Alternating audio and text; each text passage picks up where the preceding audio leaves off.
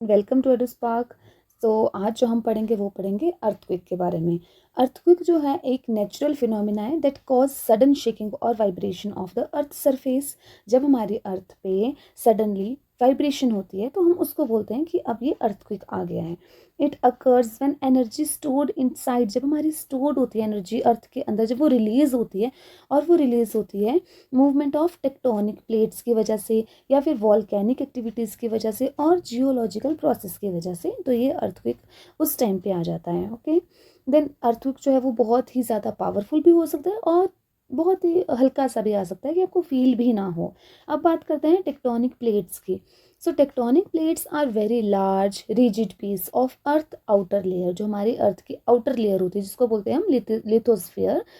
तो ये होती है हमारे पास अर्थ की आउटर लेयर, और ये जो आउटर लेयर होती है इसको बोलते हैं हम लिथोस्फीयर। जब यहाँ पे शेक होता है या फिर रैपिड पेस होता है, वो एक जगह से दूसरी जगह जो है वो चेंज करता है, शिफ्ट हो जाता है, ठीक है, मूव करता है स्लोली, उसको हम बोलते हैं कि उस टाइम पे हमारे पास क्या आता है, अर्थक्वेक आता है, ठीक है। और ये जो हमारी अर्थ के प्लेट के नीचे छोटी सी लेयर होती है उसको बोलते हैं हम सेमी मोल्टन लेयर बीनीथ, जो हमारे पास ये लेयर होती है, प्लेट होती है, ऑल्सो कॉल्ड एस्थेनोस्फीयर। एस्थेनोस्फीयर याद रखना है आपने। एस्थेनोस्फीयर किसको बोलते हैं, वो मोल्टन सेमी मोल्टन लेयर जो बीनीथ द प्लेट होती है हमारे पास।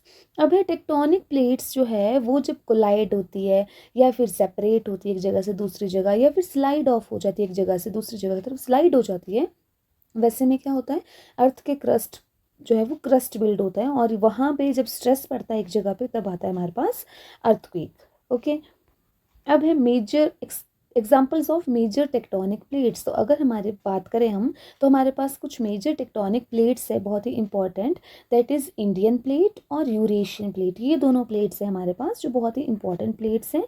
अब देख लेते हैं कुछ और मेजर प्लेट्स। जैसे हमारे पास है यहाँ पे यूरेशियन, देखो ये जो मैप है ये है हमारे पास वर्ल्ड मैप, और इसमें सारे कॉन्टिनेंट है, सारे ओशंस हैं।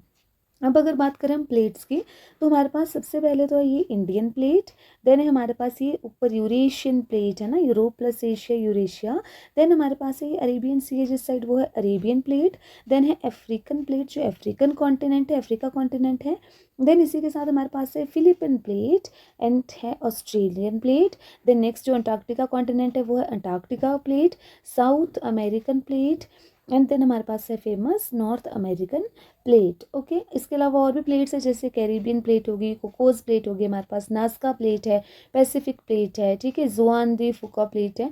तो ये है, बट मेजर मेजर हमारे पास क्या है कि हमारे पास है Eurasian plate, Indian plate, Arabian plate, African plate, Australian plate, Antarctica plate, south American plate और नॉर्थ अमेरिकन प्लेट। ये होगी हमारे पास मेजर प्लेट्स। आई होप इतना क्लियर है।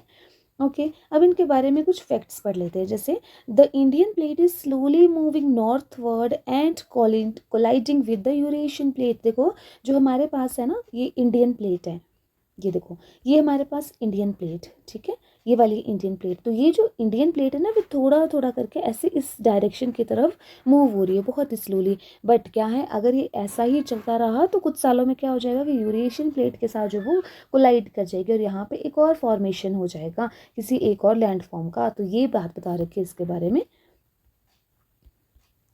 Okay, which let the formation of Himalaya, और हो सकता है हमारे पास एक और फॉर्मेशन हो जाए हिमालय का जो कि मेजर अर्थक्वेक की वजह से ही होगा। अब है टाइप्स ऑफ अर्थक्वेक। अगर हम बात करें कि कौन कौन से टाइप्स हैं, तो हमारे पास 4 मेजर टाइप है, और भी कुछ टाइप्स होते हैं। जैसे फर्स्ट है टेक्टोनिक, जो मैंने आपको बताया कि हमारे पास प्लेट्स है, वो कभी कोलाइड कर जाती है, कभी कोलैप्स करती है, कभी वो स्लाइड ऑफ हो जाती है ना, जैसे एक एक के साथ जो है वो दूसरी इकट्ठी होगी, कोलाइड होगी। जैसे भी बताया कि इंडियन प्लेट यूरेशियन प्लेट के साथ टकरा सकती है, तो ऐसे में यहाँ पे हिमालय बन जाता है ना, माउंटेन बन जाता है। तो फिर ये तो हो गया कोलाइड करने वाला। दूसरा मैंने बताया स्लाइड ऑफ हो जाती है, ये है 2 प्लेट्स अभी इकट्ठी है, अब ये स्लाइड हो जाएगी, एक इस साइड को आ जाएगी, एक दूसरी साइड को चली जाएगी। तो ऐसे में भी, तो ये हो गया हमारे पास टेक्टोनिक जो हमारे पास अर्थक्वेक आता है। फिर है वॉल्केनिक, जब वॉल्केनो आएगा उस टाइम पे हमारी अर्थ जो है वो शेक करती है बहुत ज़्यादा, तब वॉल्केनो की वजह से भी अर्थक्वेक आता है। देन है एक्सप्लोजन। अब एक्सप्लोजन की वजह से, ठीक है ना, बहुत ज़्यादा एक्सप्लोजन हो जाए अर्थक्वेक की वजह से तब भी हमारे पास आ जाता है। फिर कोलैप्स, जब हमारी अपनी गलतियों की वजह से, ह्यूमन एक्टिविटीज़ की वजह से अर्थक्वेक आता है, तो उस टाइम पे वो कोलैप्स अर्थक्वेक होता है। पढ़ते हैं one by one properly. So first is tectonic earthquake. अच्छा, मेक श्योर कि आप मेरा जो चैनल है वो सब्सक्राइब करो, लाइक शेयर भी करो, ठीक है ना, ताकि मुझे भी मोटिवेशन मिले। अब है फर्स्ट टेक्टोनिक अर्थक्वेक्स। तो टेक्टोनिक जो अर्थक्वेक्स है वो मैंने भी बताया कि हमारे पास क्या होता है, प्लेट्स की मूवमेंट की वजह से आती है। जैसे इसका एक एग्जांपल है 1905 में कांगड़ा में अर्थक्वेक आता और बहुत लोग उसमें मारे गए थे। नेक्स्ट है वोल्केनिक, जो भी मैंने आपको बता दिया, एक्टिव वोल्केनोज की वजह से आता है।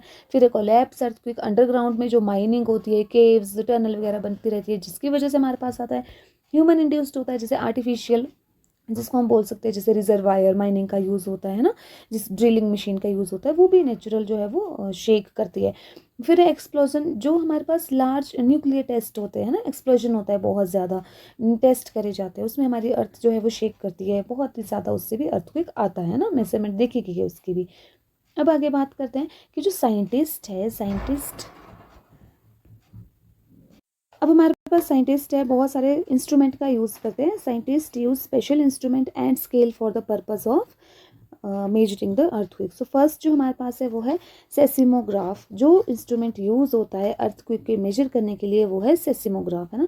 और ये इसके पिक्चर, सेसिमोग्राफ की पिक्चर, दैट्स वाई कि विजुअल्स आपको ज़्यादा क्लियर हो जाए। जो सेसिमोग्राफ है वो साइंटिफिक इंस्ट्रूमेंट है जो यूज़ किया जाता है for detect and record earthquake vibration, की कितनी वेव्स है, कितने ये रिक्टर स्केल भी आए हैं, तो वो सारी चीज़ें।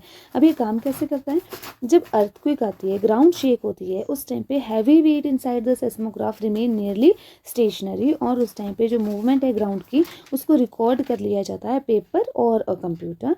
The record graph is called a seismogram. जो हमने अर्थ की शेक हुई है, अभी अर्थ शेक हो रही है, हमने जब इसको क्या किया, एक ग्राफ पे बना लिया, तो उसको हम बोलते हैं सेसिमोग्राम, है ना।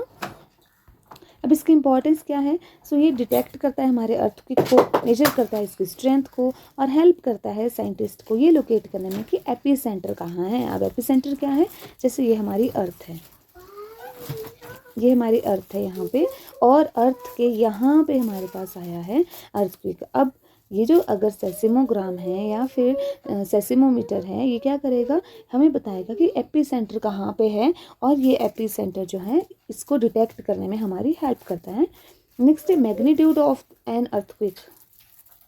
So what is magnitude? Magnitude is the amount of energy that released during the earthquake. अब earthquake जब आता है तो अर्थ में एक एनर्जी रिलीज हो जाती है, तो उसी को हम बोलते हैं मैग्नीट्यूड।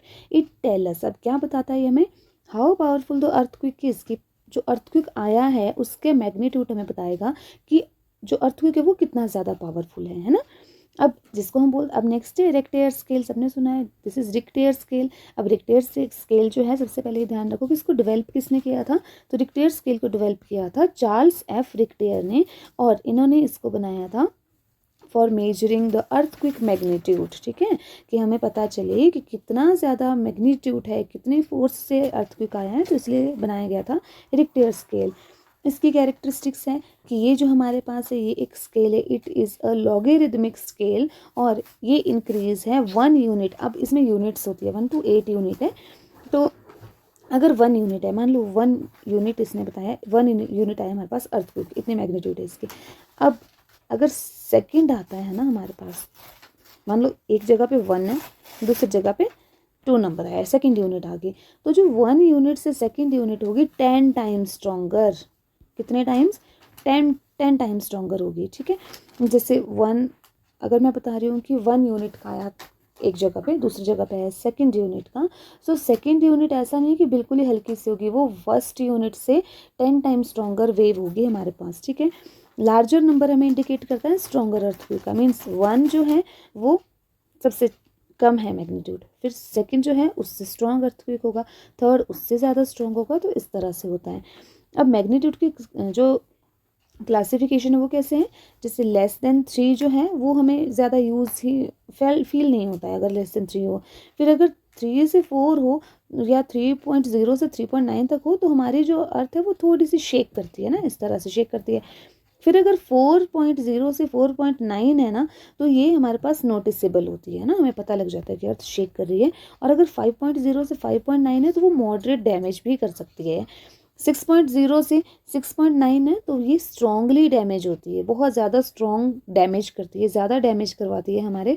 और अगर नेक्स्ट है 7.0 से 7.9 होगी, तो इसमें बहुत ही मेजर अर्थक्वेक आता है, बहुत ज़्यादा लॉस होता है इसमें।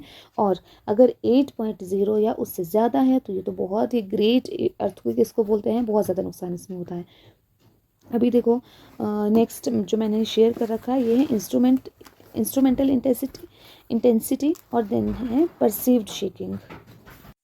अब इस टेबल में जो बता रखा है वो इंटेंसिटी और शेकिंग बता रखी है, जैसे 1 not felt, 2 3 weak, 4th light, 5th moderate, 6th strong, 7th very strong, 8th severe, 9th violent और 10 या 10+ जो है वो एक्सट्रीम होता है। अब इंटेंसिटी ऑफ एन अर्थक्वेक, तो इंटेंसिटी पहले ये जान लेते हैं कि इंटेंसिटी होता क्या है। Intensity measures the effect and damage caused by the earthquake at a particular place. हम इंटेंसिटी इसको बोलते हैं जब हम मेजर करते हैं कि एक एरिया पे कितना ज़्यादा अर्थक्वेक की वजह से डैमेज हुआ है। अब ये डिपेंड करता है एपिसेंटर पे कि सेंटर कहाँ पे है, क्योंकि ये एक्सपीरियंस बताता है हमें कि जो इंटेंसिटीज है ना वो अर्थक्वेक की हर जगह पे सेम नहीं होती है ना। जहाँ पे एपिसेंटर होगा वहाँ के कितने दूरी पे इंटेंसिटी कितनी ज़्यादा रहेगी, तो ये सारी चीज़ें हमारे स्केल पे डिपेंड होती है ना। जैसे 1 पे तो कोई इफेक्ट नहीं होता है, 2 3 पे भी नो इफेक्ट होता है ना, नॉट फेल्ट, ये सारी चीज़ें इसमें होती है। अब आगे दे रखा है डिस्ट्रक्टिव टू टोटल डिस्ट्रक्शन और difference between magnitude and intensity. तो देखो मैग्नीट्यूड और इंटेंसिटी में कुछ डिफरेंस होता है ना। मेजर्स एनर्जी रिलीज्ड, ये क्या करता है, हमारी एनर्जी रिलीज होती है वो मेजर करता है। डैमेज कॉज्ड को मेजर करता है। Same for the entire earthquake है ना। वेरीज फ्रॉम, और ये वेरीज करता है हमारे पास place to place, Richter scale से मेजर किया जाता है ना। और दूसरा जो है वो मर्सिलिस स्केल पे होता है, ये सेसिमोग्राफ पे रिकॉर्ड किया जाता है। ठीक है, अब सपोज कि अर्थक्वेक आया है और इसका जो मैग्नीट्यूड है वो 7.0 है रिक्टर स्केल पे। It means a town near the epicentre, इसका मतलब होगा अगर किसी एरिया का जो है वो हमारे पास इसके मैग्नीट्यूड जो है वो 7.0 है, इट मीन्स जो एपिसेंटर है ना वो बहुत ही नियर बाय होगा, तभी इतना नज़दीक जो है, जितना दूर जो है वेव्स जाएगी उतनी ही कम वो वेव्स होती जाएगी है ना। जैसे एग्जांपल हम देख लेते हैं कि यहाँ पे हमारे पास है, ठीक है, यहाँ पे हम कर लेते हैं कि ये हमारे पास है, ये हमारे पास एक सर्कल है ना, ये अर्थ है। अब इसमें क्या करता है, ये हमारा एपिसेंटर है, ठीक है, ये हमारा एपिसेंटर हो गया। अब एपिसेंटर के थोड़ा सा नज़दीक इतने एरिया में जो एरिया आएगा वहाँ पे ज़्यादा मैग्नीट्यूड होगा है ना, ज़्यादा नुकसान होगा। जब ये वेव्स और आगे जाएगी इस तरह से और इतने एरिया में थोड़ा कम होगा, क्योंकि यहाँ पे ज़्यादा फील नहीं होगा, उससे ज़्यादा और भी कम होगा। दैट्स वाई एपिसेंटर के जितना नज़दीक वाली जगह होगी वहाँ का जो रिक्टर स्केल पे आया है वो सीवियर डैमेज होगा। अगर 7.0 है, 5 है तो थोड़ा लाइट डैमेज होगा। तो इस तरह से प्लेस टू प्लेस वेरी करता है। तो कंक्लूजन कर लेते हैं अब आज की क्लास का, कंक्लूड कर लेते हैं अपनी क्लास को। Earthquakes are measured using a seismograph, किससे मेजर किया जाता है इसको, सेसिमोग्राफ से ना। इसका जो मैग्नीट्यूड है वो हमें बताता है रिक्टर स्केल के कितने मैग्नीट्यूड पे आया है, और फिर हम मेजर करते हैं कि इंटेंसिटी कितनी रही, इफेक्ट कितना पड़ा था इसका। ठीक है, is measured on a modified Mercalli intensity scale पे। और ये जो मेजरमेंट होती है ये हेल्प करती है साइंटिस्ट की to understand the strength of earthquake और and reduce the impact on people and property. So I hope आपको आज की क्लास जो है वो अच्छी लगी होगी, आपको सब कुछ चीज़ें समझ में आई होगी जितना मैंने आपको पढ़ाया है। कोई भी कन्फ्यूज़न होगा तो आप मुझे बताओ, अगर आपको कोई कन्फ्यूज़न लगता है। और ये चीज़ शेयर करो कि आप मेरे चैनल को ज़रूर सब्सक्राइब करो, ताकि आपको जितनी भी मैं, जैसे मैं डेली वीडियो बनाती हूँ, तो जब भी मैं वीडियो डालूँ तो आपको नोटिफिकेशन आए और आप मेरी वीडियो को देखें। Thank you so much. Do like, subscribe and comment. Thank you.